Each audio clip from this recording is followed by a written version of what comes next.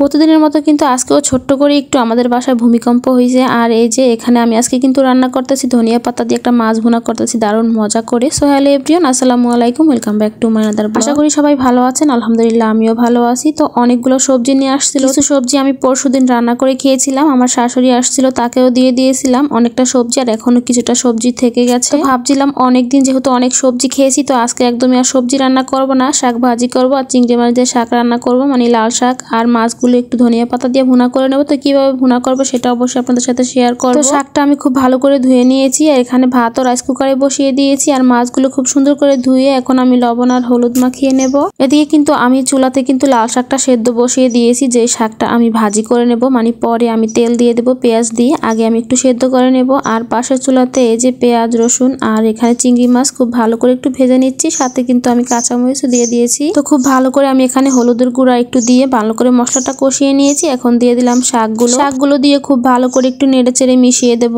আর আমি আজকে যখন ভয়েস দিচ্ছিলাম তখন অনেকগুলো পাখি ডাকাডাকি করছিল, কারণ আমার রুমের সাথে অনেকগুলো পাখির বাসা ছিল। পাখিগুলোর নাম নাকি চড়ুই পাখি। অনেকগুলো পাখি মাঝে মধ্যে আমার রুমের ভিতরে ঢুকে যায়। একদিন আমার হাজবেন্ড ধরেছিল, বলছিল এগুলো নাকি খাওয়া যায়। তো আমার অনেক মায়া হয়েছিল, পরে আমি ছেড়ে দিচ্ছি, কারণ পাখিগুলো অনেক ছুটাছুটি করছিল রুমের ভিতরে বের হওয়ার জন্য, বের হতে পারেনি। পরে আমার হাজবেন্ড ধরছিল, তো দুইটা পাখি ছিল, আমি দুইটা পাখি বাইরে নিয়ে ছেড়ে দিয়েছিলাম। আসলে সবাই মুক্ত আকাশে উঠতে ভালোবাসে, সেটা হোক পাখি বা মানুষ। যাই হোক, এখানে মাছগুলো কিন্তু আমি এখন ভেজে নিচ্ছি লবণ আর হলুদ দিয়ে। আর মাছগুলো ভুনা করার জন্য এখানে আমি পেঁয়াজ রসুন আদা আর একটা টমেটো আর দিয়ে দিচ্ছি অনেকটা পরিমাণ ধনিয়া পাতা। এখন আমি সবগুলো ধনিয়া পাতা আর এখানে সমস্ত মশলাগুলো ব্লেন্ডার করে নেব একদম মিহি করে। ব্লেন্ডার করা হয়ে গেছে, আর এদিকে আমার রান্না করা শাকটাও হয়ে গেছে, অবশ্য ভাজা শাকটাও রান্না করা হয়ে গেছে। সব মিলিয়ে এখন আমি তুলে রেখে দিচ্ছি একটা বাটিতে। তো এখানে এই যে মাছগুলো কিন্তু খুব সুন্দর করে আমার ভাজা হয়ে গেছে। এখন ভাজা মাছের সেই তেলটা দিয়ে দিলাম, আর যে মশলাগুলো আমি ব্লেন্ডার করে রেখেছিলাম সেই মশলাগুলো দিয়ে খুব ভালো করে একটু ভেজে নেব। যেহেতু সমস্ত মশলাগুলো কাঁচা, তাই খুব ভালো করে আমি একটু তেলের ভিতরে ভেজে নেব। এরপর পরিমাণ মতো ঝোলের জন্য পানি দিয়ে দেবো। এখন খুব সুন্দর করে আমি অল্প কিছুক্ষণ রান্না করে নেব। যখন এরকম উপরে তেলটা ভেসে উঠবে তখন আমি এখানে সবগুলো ভাজা মাছ দিয়ে দেব। ভাজা মাছ দিয়ে ভালো করে একটু হালকা করে একটু নেড়ে চেড়ে দিয়ে ঢাকনা দিয়ে কিছুক্ষণ রান্না করে নেব। তো আমি তো রান্না করতেছি, কিন্তু ভিতরে যেয়ে দেখি ঘরের ভিতরে একদম ভূমিকম্প হয়ে গেছে। প্রতিদিন এটা হয় আমার সাথে, বেশিরভাগ সময় এরকম হয়। আমি রান্না করতে আসলে বা কোনো কাজ করতে আসলে এদিকে আমার ছোট্ট আব্বাজান একদম সব ঘর একদম এলোমেলো করে রাখে। তো দেখতেই পাচ্ছেন এই যে খেলনাগুলো দিয়ে কিন্তু সমস্তটা ঘর আমার একদম শেষ করে দিয়েছে